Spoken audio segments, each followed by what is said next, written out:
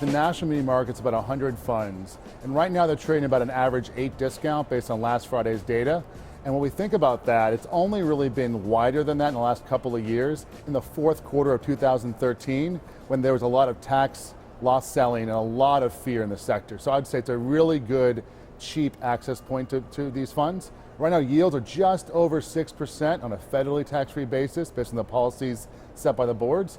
And durations right now have been trending down over the years to about an 8. But that includes the leverage impact, which is typically about a third of the assets for these funds, historically speaking. What perspective can you share with investors who might be concerned about rising rates because they own municipal closed-end funds? Well, there's a couple things you can do. So first off, you have to decide, do you think rates are actually going to go up? And personally, in my opinion, I think they will sooner than later, but I'm not sure exactly when.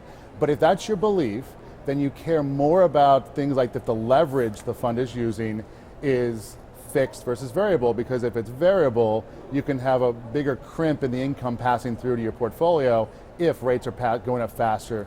And also, you don't care as much about the call risk.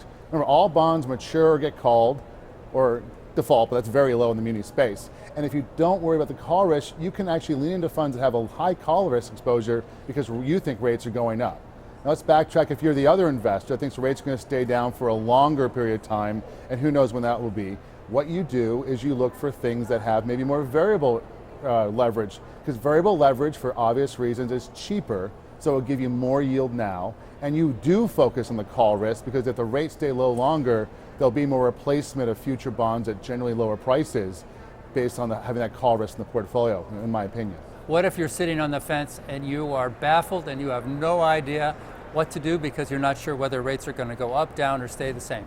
So if you're not sure if rates go up, down, and stay the same, then I'd say what you need to do is you need to think about blending to a portfolio with a couple of different options in it. What we love thinking about is pick a diversified portfolio, different managers, different data points that can give you a more diversified outcome. So if you don't know the answer, pick the middle. The middle is better than cash right now, in my opinion. For more information and data on closed-end funds, visit our sponsor, CEFconnect.com, the authority on closed-end funds. This is Closed-End Fund News.